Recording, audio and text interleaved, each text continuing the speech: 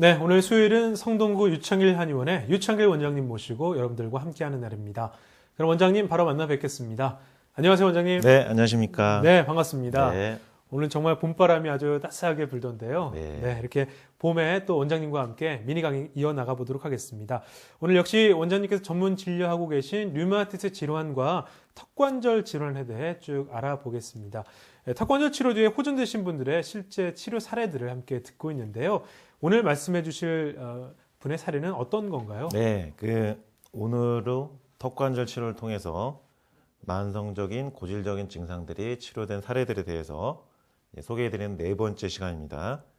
오늘도 저와 턱관절 치료를 하신 후에 치료 과정과 결과를 수기로 기록해 주신 치료 수기 내용들을 중심으로 한번 같이 소개해 드리겠습니다. 네, 지난주에 이어 오늘도 궁금한데요. 어떤 분인지 한번 들어보겠습니다. 네, 오늘 소개해 드릴 치료 사례는 이 방송을 듣고 오신 40대 이제 여성분입니다. 40대 여성분의 사연인데 네. 오늘 소개해 드릴 분 역시 우리 원음 방송의 한방토크 건강 상담소를 네. 매일 들으시는 열렬 애청자세요. 네, 아주 감사한 분이시네요. 예. 이분이 직장인들 상대로 이렇게 먹는 장사를 이제 하시는데 네. 가게를 하시다 보니까 매일 원음 방송을 이제 틀어놓는다고 하십니다. 일하신 동안. 아, 그러시군요. 근데 이제 방송에서 이제 턱관절을 이용해서 목과 어깨의 극심한 통증을 치료한다. 이런 내용으로 이제 몇 번 방송을 했었는데 네. 그걸 듣고서 이제 오신 거예요. 양방 한방 목과 어깨 치료를 하기 위해서 여기저기 이제 많이 치료를 하셨습니다. 근데 목과 어깨를 치료 받으면은 잠깐 동안은 괜찮아진 듯 하다가 이제 다시 아파지는 게 문제예요. 예. 근본적으로 없어지지 않고 자꾸 재발되는 게 이 여성분의 문제였어요. 오랫동안 고생하면서 결국 큰 병원에 갔는데 근막 통증 증후군 이런 병명을 받게 됩니다. 네. 그러다가 우리 방송을 듣고서 이제 내원하신 건데요. 작년 2011년 12월부터 치료를 4개월간 지난달 3월까지 하셔가지고 치료 수기를 이렇게 또 오늘도 잘 이렇게 적어주신 거를 이제 가지고 왔는데 네. 오늘 이 사연 내용으로 이제 함께 소개를 드리겠습니다. 네. 오늘 사연의 주인공께서는 아무래도 먹는 장사를 하시기 때문에 그 식당이나 부엌종 일 하시면 반복적으로 쓰는 부위가 꼭 있잖아요. 예, 아무래도 목과 어깨가 무리가 좀 될 것 같은데요. 그렇죠. 가정 주부님들도 마찬가지고요.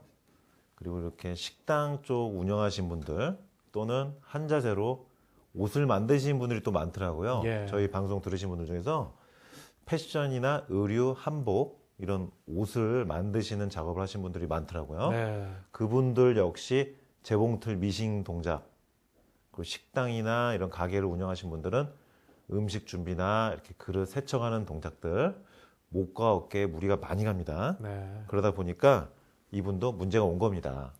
네, 오늘 원장님께서 저에게 미리 주신 그 치료 수기에 대한 내용이 있는데요. 이 부분을 좀 제가 읽어보겠습니다. 직장인을 상대로 조그마한 가게를 시작한 지 6년, 주로 라면을 끓이면서 다른 손님들까지 맡다 보니 바쁠 땐 몸이 스스로 긴장되고 뭉치곤 했습니다. 매일 같은 자세로 반복된 생활을 하다 보니 목, 어깨 부위가 너무 뭉쳐서 돌덩어리 같다는 소리도 듣곤 했죠. 결국 병원에서 근막 통증 증후군이라는 진단을 받게 됐습니다.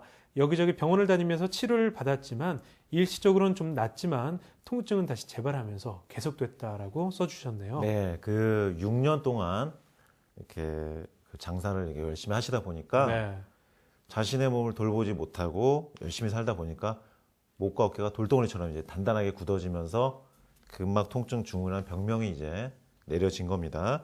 그런데 이분 이제 적어주신 내용에서 보면은 목과 어깨 통증을 자꾸 여기저기서 치료했는데도 잘 낫지 않고 다시 아파진다. 그러니까 이게 중요한 거거든요.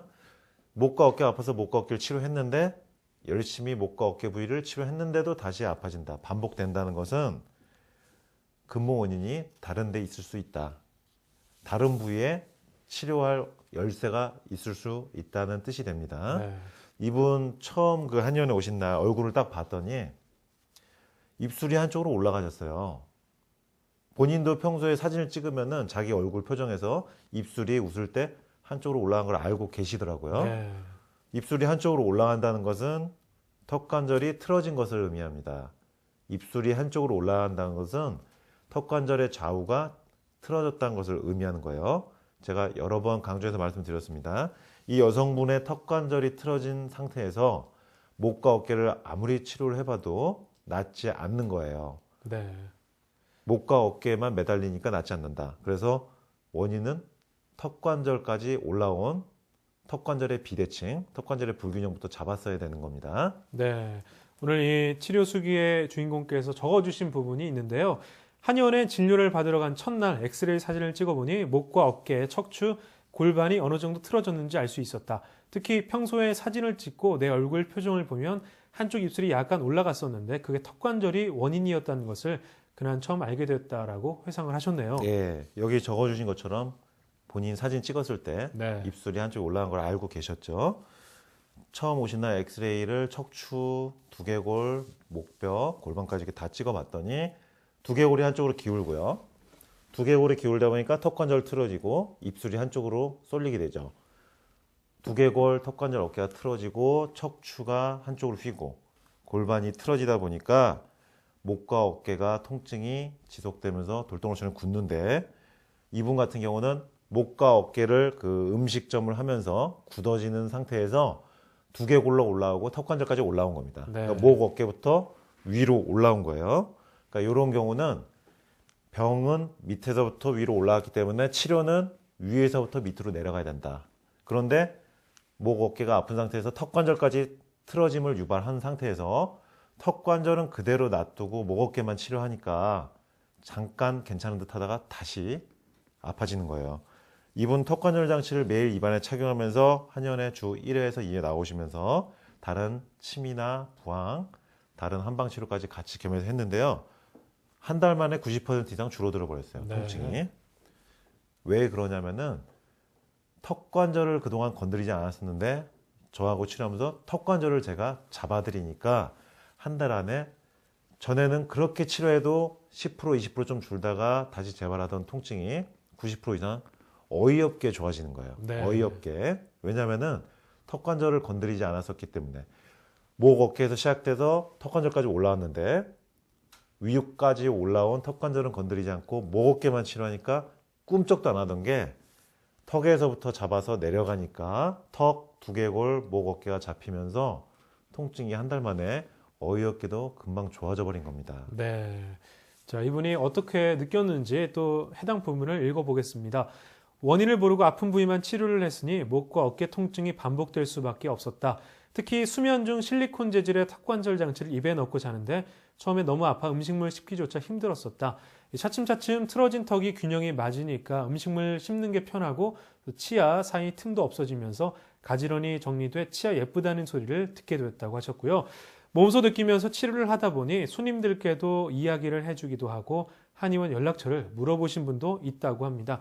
앞으로도 많은 분들이 저처럼 턱관절 치료를 받고 좋아지시길 바랍니다라고 이렇게 치료 소개를 마쳐주셨네요. 네, 이분 그 목과 어깨 심한 근막 통증 증후군이 호전된 것과 동시에 치열이 삐뚤어진 것까지 좀 교정이 됐어요. 왜냐하면 밤에 턱관절 장치를 끼고 주무시기 때문에 밤 사이에 턱의 위치가 제 위치로 들어가는 동시에 치아는 턱뼈 위에 있기 때문에 치아도 이동을 할 수가 있습니다. 그러면서 삐져나왔던 치아들이 가지런하게 들어가면서 벌어졌던 치아는 틈이 줄어드니까 오시는 손님들이 보면서 얼굴이 바뀌니까 물어보시는 거예요. 네. 예, 그러니까 목, 어깨 좋아진 것과 동시에 얼굴이 변하는 겁니다. 입이 반듯해지고 치열이 반듯해지고 벌어졌던 치아가 가지런해지는 효과까지 있는 거죠. 이처럼 목과 어깨 통증뿐만이 아니고 만약에 내가 어떤 고질적인 증상이 있다, 잘 안 낫는다, 여기저기서 치료했는데도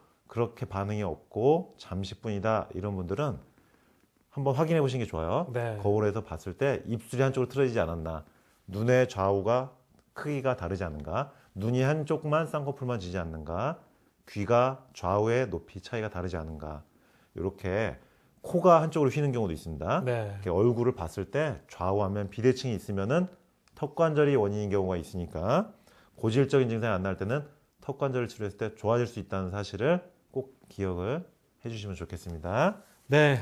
원장님 오늘 말씀 감사합니다. 오늘은 턱관절에 대해 알아봤습니다.